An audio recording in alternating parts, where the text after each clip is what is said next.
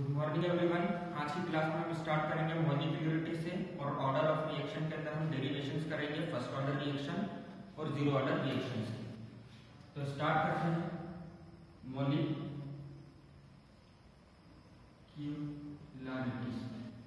Frame के बाहर तो नहीं है,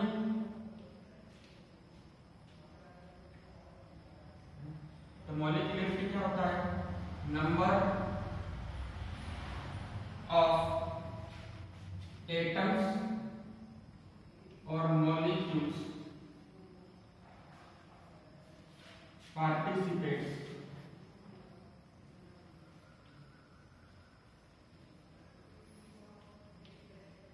in a single step reaction। कल भी बताया क्या होता है? रिएक्टेंट से प्रोडक्ट बनाने के लिए क्या जरूरी है? कोलिजन। रिएक्टेंट से प्रोडक्ट बनाने के लिए क्या चीज जरूरी है? कि रिएक्टेंट के मॉलिक्यूल्स का, रिएक्टेंट्स के मॉलिक्यूल्स का या एटम्स का आपस में क्या हो? कोलिजन, आपस में टकराए और अरेंजमेंट। तो जितने ज्यादा रिएक्टेंट्स के एटम और मॉलिक्यूल्स एक दूसरे के साथ में टकराएंगे, है ना, उतना ज्यादा क्या बनेगा? प्रोडक्ट बनेगा।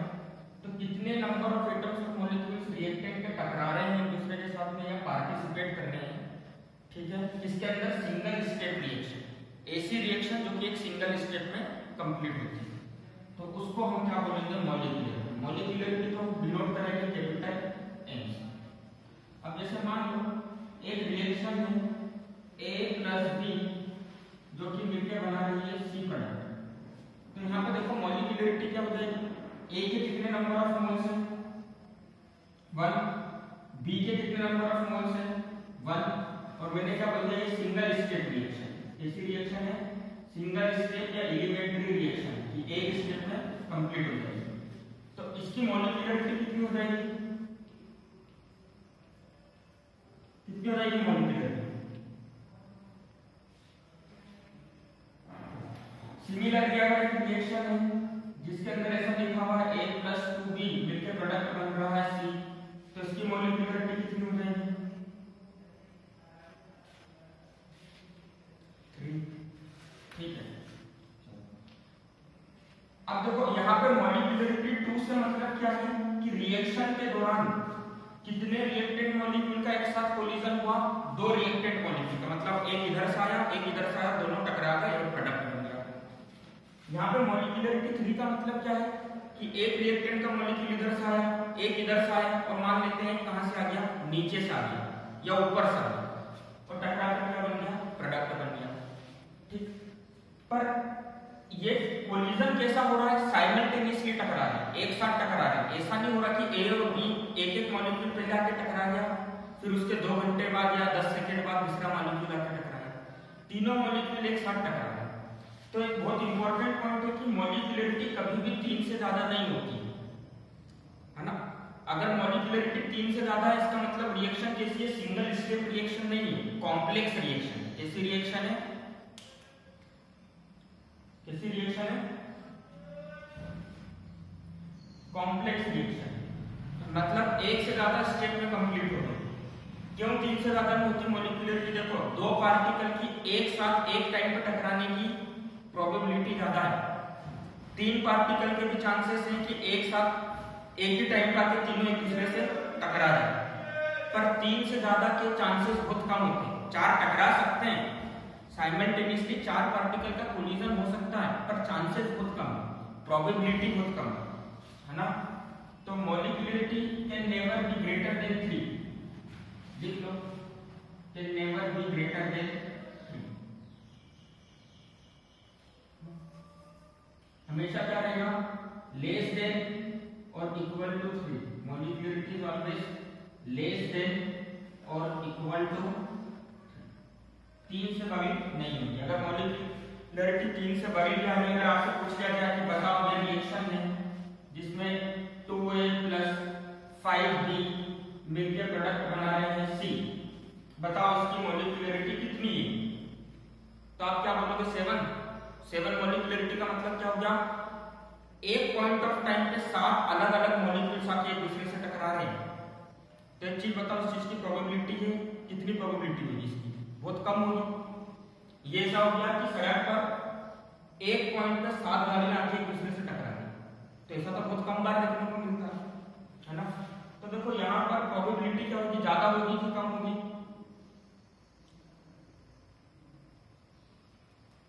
कम होगी। तो अगर आपसे इसकी मॉलिक्यूलरिटी पूछता तो आप इसकी मॉलिक्यूलरिटी क्या बोलोगे? 3। कितनी बोलोगे इस केस में? 3।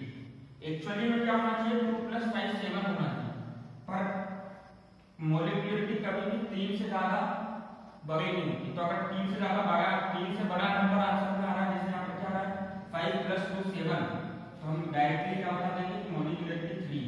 और दूसरी चीज हम ये भी लिखेंगे कि ये जो रिएक्शन है ये एलिमेंट्री रिएक्शन नहीं है, सिंगल स्टेप रिएक्शन नहीं है। कैसी रिएक्शन है?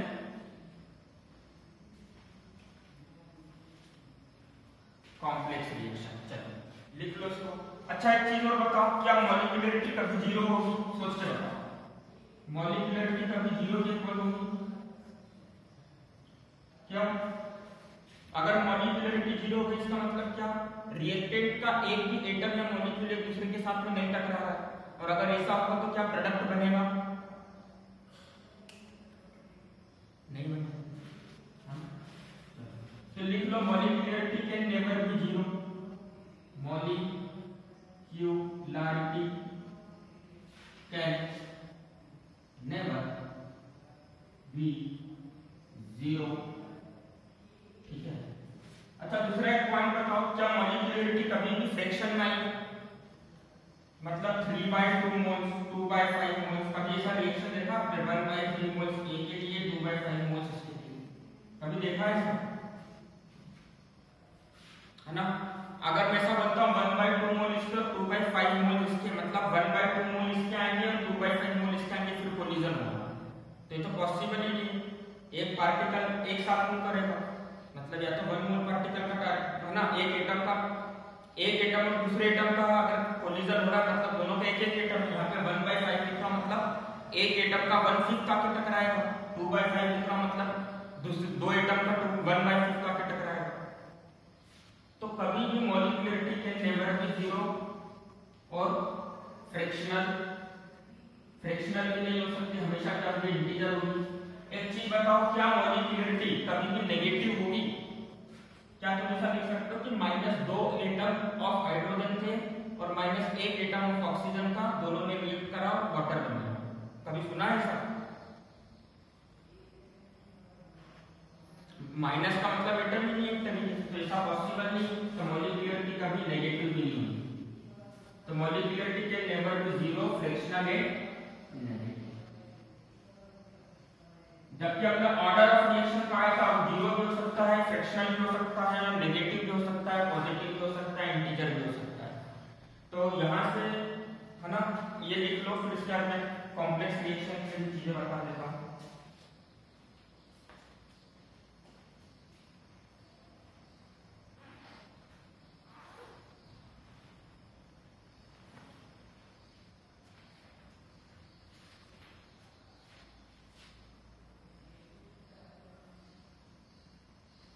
लिख लिया?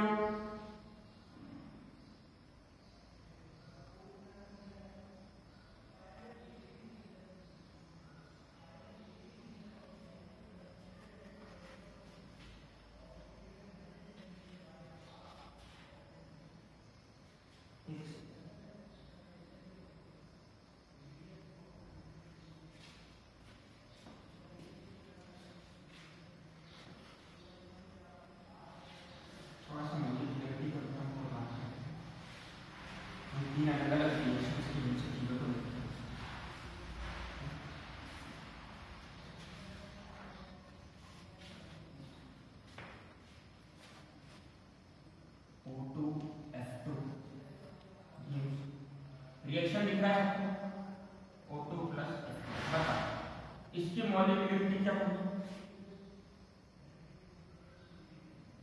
बता देना।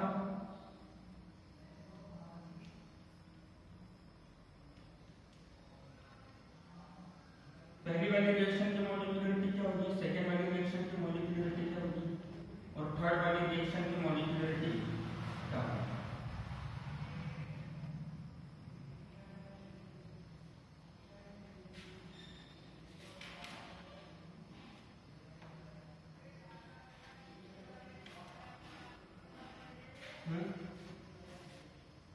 चलो बताओ जल्दी।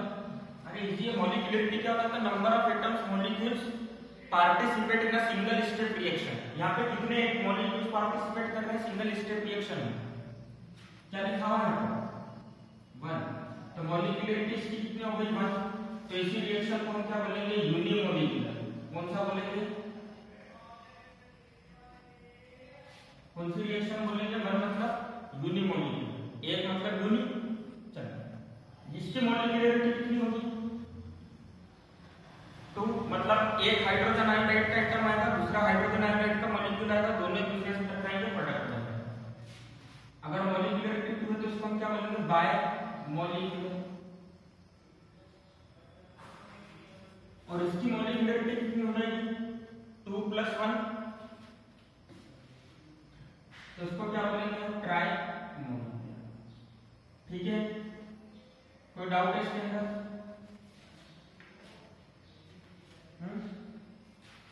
अब मान लो अगर एक रिएक्शन है, इधर अपन इसका एग्जांपल देखेंगे, इसके बारे में आपको समझ आएगा। तो एक रिएक्शन है, रिएक्शन क्या है कि A + 2B gives product D।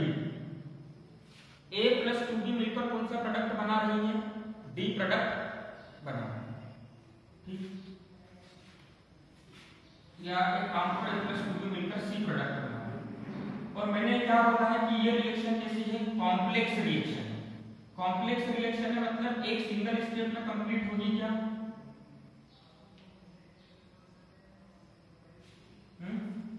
Complex reaction मतलब जो ऐसी रिएक्शन जो कि एक से ज्यादा स्टेप में चलती है ना? तो सबसे पहले क्या होगा? देखो ये रिएक्शन स्टेप्स में कैसे डिवाइड होगी। सबसे पहले मान लो एक A और एक B ने मिलकर क्या बनाया? AB। ठीक, अगली स्टेप में क्या हुआ? इस AB के साथ में एक और B कंबाइन हुआ, कुछ एनर्जी वगैरह निकली और प्रोडक्ट बन गया C। अब देखो कितने मजे की बात है, अगर आप इन दोनों इक्वेशन को प्लस करोगे तो आपको ऊपर वाली इक्वेशन मिल जाएगी। कैसे? AB से AB कैंसिल हो जाएगा, A B + B 2B और नीचे क्या आ जाएगा? तो ऐसी रिएक्शन को हम क्या बोलते हैं? एलिमेंट्री रिएक्शन, जो कि स्टेप में हुई है, अलग अलग स्टेप में। तो ये रिएक्शन कितनी स्टेप में हुई है कोई बता सकता है मुझको? सब लिखो आप, कितनी स्टेप में हुई? अरे 2 स्टेप में हुई है। ये तो रिएक्शन थी डायरेक्ट। पहली स्टेप में A और B ने मिलकर AB बना, दूसरी स्टेप में AB और B ने कंबाइन होकर C बना। कितनी स्टेप में हुई? 2 स्टेप। अब देखो इस स्टेप में से कोई सी एक स्टेप फास्ट होगी, कोई सी एक स्टेप स्लो होगी, है ना? तो जो सबसे स्लो स्टेप होती है, मान लो ये स्टेप फास्ट थी और ये स्टेप स्लो, ये स्टेप स्लो, तो जो सबसे स्लो स्टेप होती है उसको हम क्या बोलते हैं? Rate determining step. कौन सी स्टेप बोलते हैं सबसे स्लो वाली को? सबसे स्लो वाली को कौन सी स्टेप बोलते हैं? जल्दी बताओ, रिपीट करके जाओ मेरे साथ में। Rate determining step. नाम तो समझ में आ रहा है, वो स्टेप जो कि क्या बताइए? रेट। रेट मतलब क्या? रेट ऑफ केमिकल रिएक्शन के बारे में।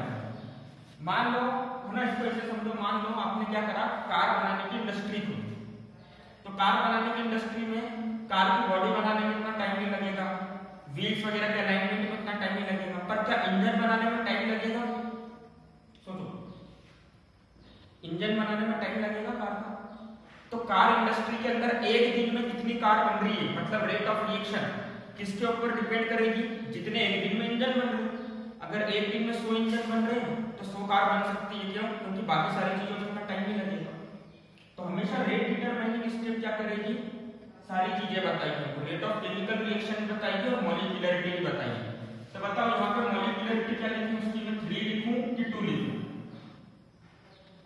अगर कॉम्प्लेक्स रिएक्शन है तो रेट डिटरमाइनिंग स्टेप मतलब सबसे स्लोएस्ट स्टेप से ही आपको मॉलिक्यूलरिटी भी बतानी है और रेट ऑफ रिएक्शन भी बताना है।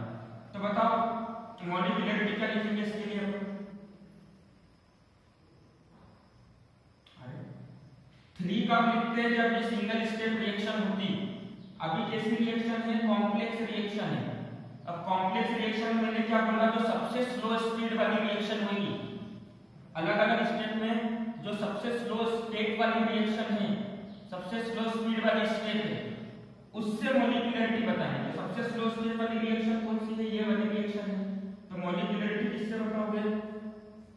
बताओ कितनी है मॉलिक्यूलरिटी? 2 है ना। एक AB का आइटम और एक B का आइटम आके टकराया और प्रोडक्ट C बन गया, तो इसकी मॉलिक्यूलरिटी कितनी हो गई?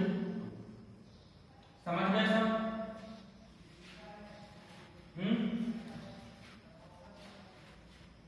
समझ में आया नहीं आया? है ना? समझ में आ गया? तो देखो ये एक कॉम्प्लेक्स रिएक्शन है, ये ऊपर हमको एक कॉम्प्लेक्स रिएक्शन है, मतलब ये क्या होगा? एक से ज्यादा स्टेट में कंप्लीट होती है। तो इसके अंदर कुछ स्टेप्स ऐसी है।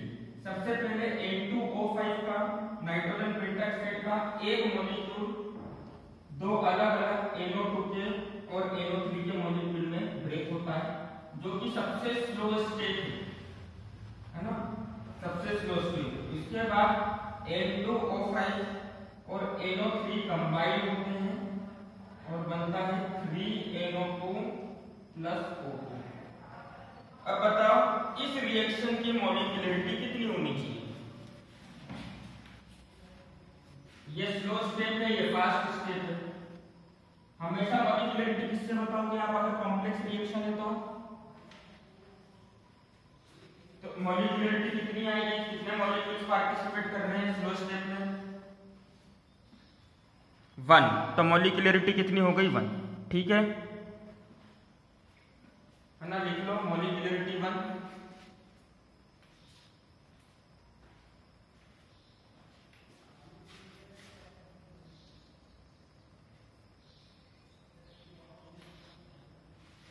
ओके, जस्ट एडजस्ट कर देता हूं।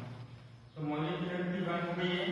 अच्छा, इसके बाद अपन पढ़ेंगे इस चैप्टर का सबसे इंपॉर्टेंट डेरिवेशन, जो कि एग्जाम में आता ही आता है ना, सबसे इंपॉर्टेंट।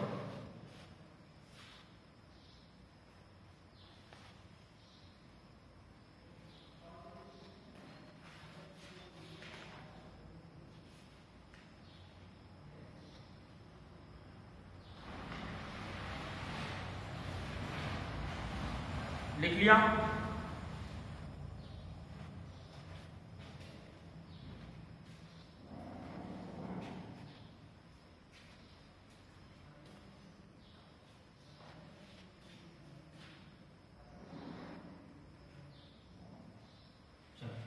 रफ कर दूं?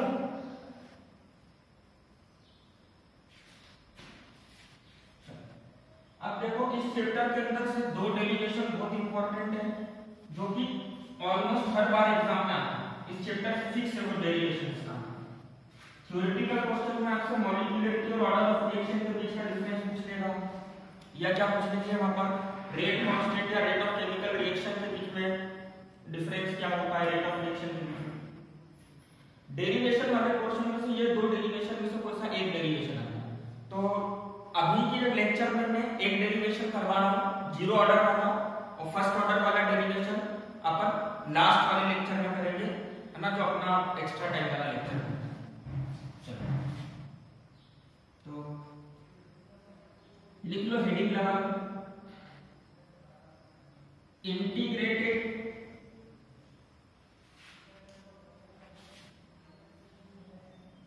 रेट लॉ और integrated rate law and half life period for zero order reaction. कौन से ऑर्डर ऑफ रिएक्शन की बात कर रहा हूं?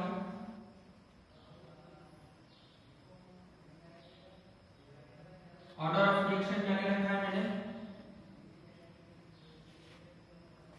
जीरो।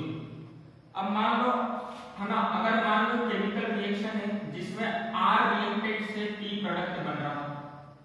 R रिएक्टेंट से क्या बना रहे हैं अपन?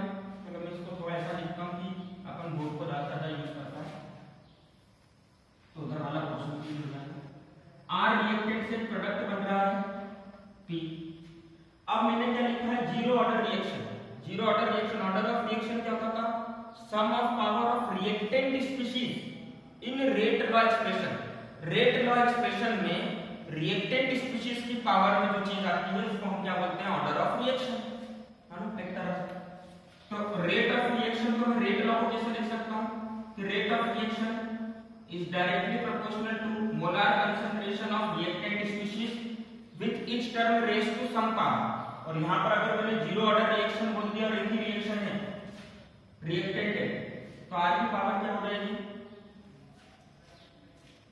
समझ गए? आर की पावर में जीरो क्यों आया, इसके कंसंट्रेशन की पावर में, जल्दी बताओ।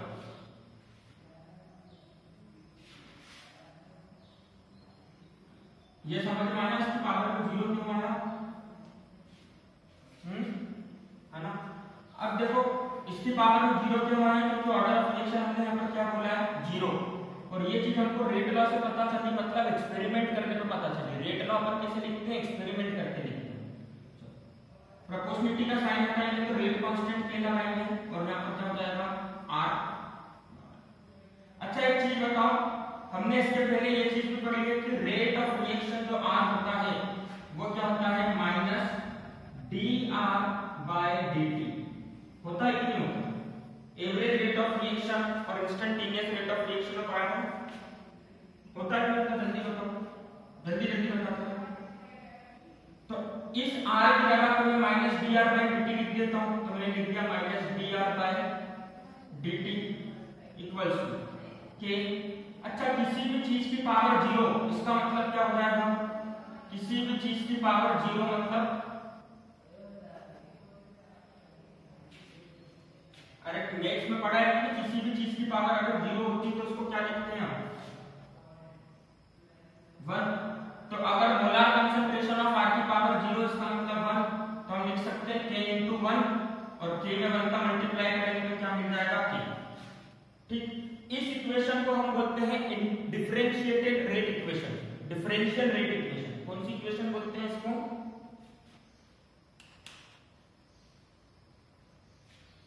कौन सी रेट इक्वेशन बोलते हैं, कल भी बताया था। डिफरेंशियल रेट इक्वेशन कौन से ऑर्डर ऑफ रिएक्शन के लिए differential rate equation, zero order reaction. चलो अब नेक्स्ट स्टेप में हमने क्या करा, इस dt को k के पास पहुंचा दिया। तो ये कितना जाएगा, minus D R equals to k dt हो जाएगा, हो जाएगा क्या, जल्दी बताते रहो। अब हम लिख रहे हैं ऑन इंटीग्रेटिंग बोथ साइड्स, दोनों तरफ क्या कर दो, इंटीग्रेशन कर दो। ऑन इंटीग्रेटिंग बोथ साइड्स, दोनों तरफ हमने इंटीग्रेशन कर दिया। तो ये कितना हो जाएगा, integration of minus D R equals to integration of K D T. ठीक, इस माइनस को मैंने इधर पहुंचा दिया, पहुंचा सकता हूं ना माइनस, इसको मैंने उधर पहुंचा दिया। क्या होगा, dr का इंटीग्रेशन, अभी आप लोगों को इंटीग्रेशन आता है, डिफरेंशिएशन आता है, मैं ये मान के चल रहा हूं। तो dx का इंटीग्रेशन क्या होता है, पढ़ा है ना इंटीग्रेशन, फ्रेम के बाहर तो नहीं। dx का इंटीग्रेशन क्या होता है, x, तो ये फॉर्मूला हमको यूज करना है यहाँ पर। तो dx का इंटीग्रेशन x होता है, तो dr का इंटीग्रेशन क्या हो जाएगा, r, है ना। k कांस्टेंट है, रेट कांस्टेंट है, तो k तो बाहर आ गया, माइनस k। dt का इंटीग्रेशन क्या हो जाएगा, इंटीग्रेशन ऑफ dt, तो इंटीग्रेशन ऑफ dt कितना हो जाएगा, minus k t plus integration constant i। ठीक है, इतना समझ गए सब?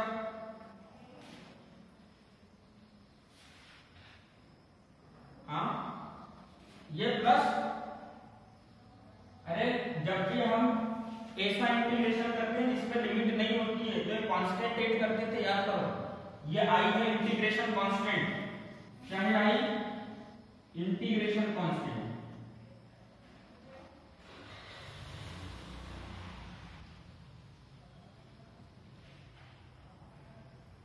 ठीक है, i क्या है, इंटीग्रेशन कांस्टेंट। इतना समझ में आ गया सबको?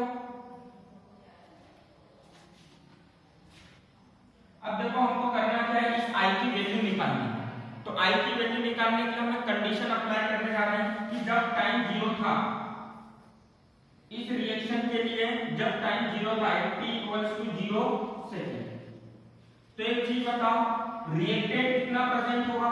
100% कि 100% से कम?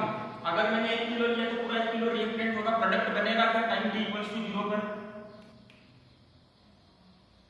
है ना?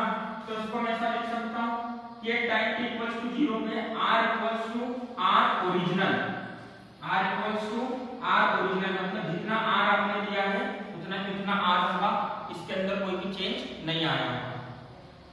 ठीक है, समझ में आ गया? r नॉट का मतलब क्या है? r ओरिजिनल मतलब जितना आपने रिएक्टेंट किया था उतना कितना रिएक्टेंट है, उसमें से कुछ भी प्रोडक्ट नहीं आया। तो t इक्वल्स टू 0 पे r किसके इक्वल होगा?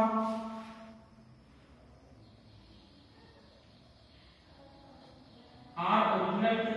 तो क्या ये वैल्यू ऊपर पुट कर दूं मैं? तो देखो ये वैल्यू को ऊपर की इक्वेशन में पुट कर रहा हूं, तो क्या हो जाएगा? r की जगह पर लिखा मैंने r original minus k, t की जगह पर क्या लिखूंगा?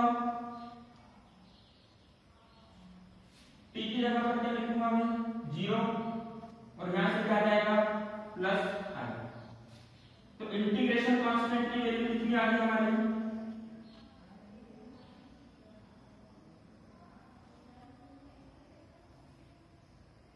इंटीग्रेशन कांस्टेंट की वैल्यू कितनी आ गई? r ओरिजिनल आ गई। अच्छा, इस वैल्यू को हम हमारी फर्स्ट इक्वेशन में पुट कर देंगे, जो कि ये है। तो put value of i in equation first, तो इक्वेशन फर्स्ट में अगर हम फर्स्ट वैल्यू को पुट करेंगे तो क्या हो जाएगा? r equals to minus kt, ठीक है, प्लस r, ठीक है।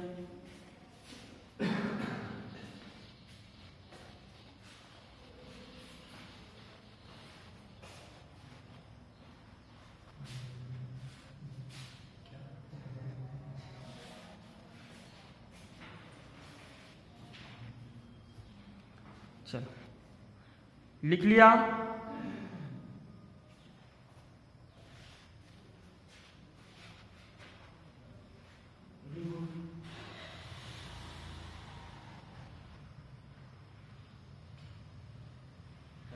ये जो नीचे इक्वेशन आई है इसको लिख लो इंटीग्रेटेड रेट लॉ एक्सप्रेशन। ये जो नीचे इक्वेशन आई है इसको क्या बोलते हैं हम? सबसे लास्ट में जो इक्वेशन आई ना, molar concentration of r equals to minus kt plus r naught, इसको हम बोलते हैं इंटीग्रेटेड रेट लॉ।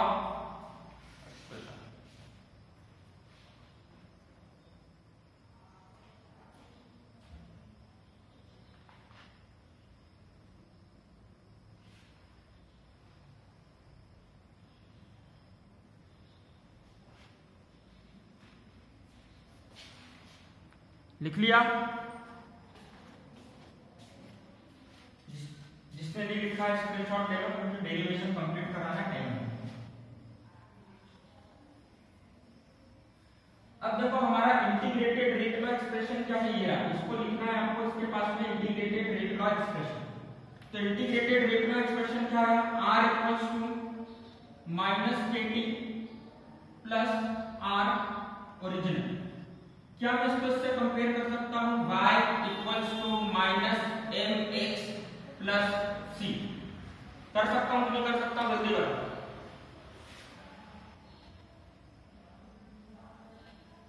तो इसका ग्राफ कैसा बन जाएगा? y एक्सिस पर क्या आएगा? Molar concentration of reactant. तो y एक्सिस पर मैंने बना दिया मोलार कंसंट्रेशन ऑफ रिएक्टेंट, है ना? y एक्सिस क्या बता रही है? मोलार कंसंट्रेशन ऑफ रिएक्टेंट बता रही है। x एक्सिस पर क्या बता दो? टाइम। अब माइनस mx है मतलब स्लोप नेगेटिव है, तो लाइन AC बनेगी या ऐसी बनेगी? कैसी बनेगी लाइन? tan थीटा का एंगल एक्यूट एंगल होगा या ऑब्ट्यूज एंगल? तो हमने क्लास 11 में पढ़ा था स्लोप नेगेटिव मतलब tan थीटा ऑब्ट्यूज, और लाइन कैसी बनती है? इस तरह से बनती है। तो ये लाइन बन रही है। अच्छा, अब ये ग्राफ नेगेटिव वाले जोन में क्यों नहीं याद आ रहा है? क्योंकि देखो रिएक्टेंट का कंसंट्रेशन भी कभी नेगेटिव नहीं हो सकता और टाइम भी कभी नेगेटिव नहीं हो सकता। तो ये ग्राफ हमारा फर्स्ट क्वाड्रेंट में रहेगा। दूसरी चीज, ये जो इंटरसेप्ट है इसी को हम कांस्टेंट बोलते हैं। ये इंटरसेप्ट किसके इक्वल होगा? ओरिजिनल कंसंट्रेशन ऑफ रिएक्टेंट है। इस लाइन का अगर हम स्लोप निकालेंगे तो हमको क्या मिल जाएगा? इस लाइन का स्लोप निकालेंगे तो क्या मिल जाएगा हमको? tan थीटा किसके इक्वल होगा? रेट कांस्टेंट के होगा कि नहीं होगा? जो इस लाइन का जो स्लोप होगा वो क्या देगा हमको? रेट कांस्टेंट देगा। ठीक है, क्लियर है सबको?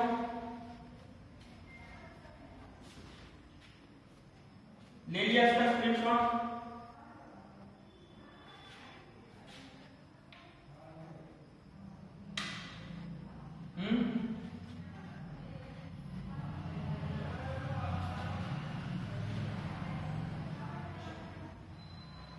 अब देखो हाफ लाइफ पीरियड क्या होता है उसके बारे में बात करते हैं। जैसे दूसरा हमने ग्राफ का भी स्क्रीनशॉट ले लिया है ना, तो मैं डायरेक्टली अब हाफ लाइफ पीरियड की बात करूंगा। तो ये इक्वेशन हमारे यहाँ पे लिखे रहने देते हैं क्योंकि इस इक्वेशन की जरूरत पड़ेगी। तो लिखो हाफ लाइफ पीरियड। देखो हाफ लाइफ मतलब क्या हो गया? आधी लाइफ पूरी होगी। हाफ लाइफ मतलब आधी लाइफ पूरी होगी। किसकी आधी लाइफ पूरी होगी? रिएक्शन की।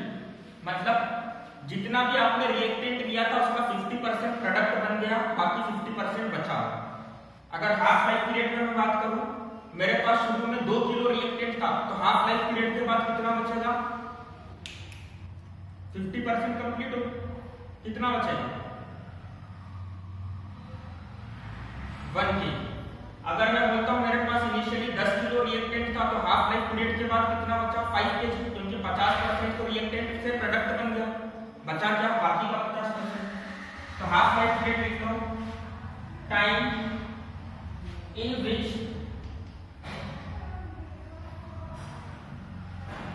half of the reactant is converted into product. Half of the reactant is converted into product. अब हमारा इंटीग्रेटेड रेट लॉ क्या आया था? R equals to minus KT plus R naught. ठीक है, तो हाफ लाइफ पीरियड को हम डिनोट करते हैं T1/2 से। इससे डिनोट करते हैं, है ना? मैं यहाँ पे लिख रहा हूँ, अगर आपको नहीं दिख रहा है तो T1/2। तो मैं ऐसा लिख रहा हूँ half life period at T equals to T half. Half life period की बात होगी। रिएक्टेंट का कंसंट्रेशन कितना होगा? R किसके इक्वल होगा? ओरिजिनल रिएक्टेंट का 1/2।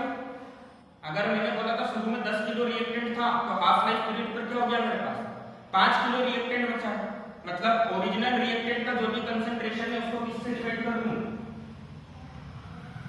2 से। इतना क्लियर है सबको?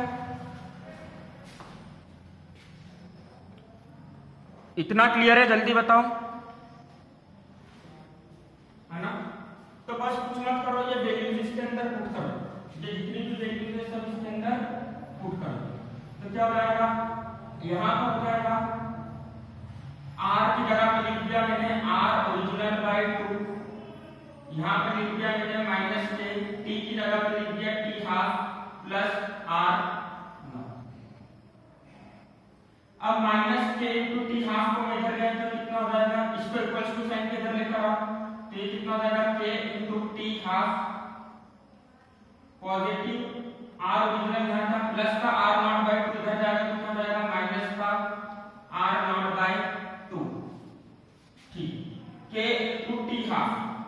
इसको माइनस करने पर कितना मिलेगा हमको? देखो 2 LCM। इसको करेंगे तो ये कितना हो जाएगा? 2R not minus R not. 2 में से बन जाएगा, कितना बचेगा? एक चीज बताओ, यहाँ पे R नॉट है मतलब 1, इधर R नॉट/2 है मतलब हाफ। 1 में से आधा माइनस कर लोगे कितना बचेगा? आधा। तो इसको मैं डायरेक्टली लिख दूं R नॉट/2।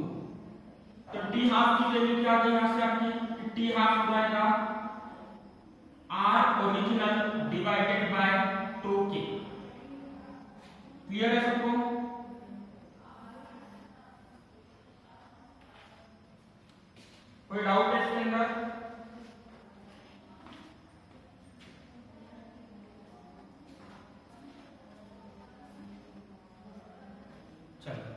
तो आज की क्लास हम यहीं पर एंड करते हैं। Bye everyone, have a good day.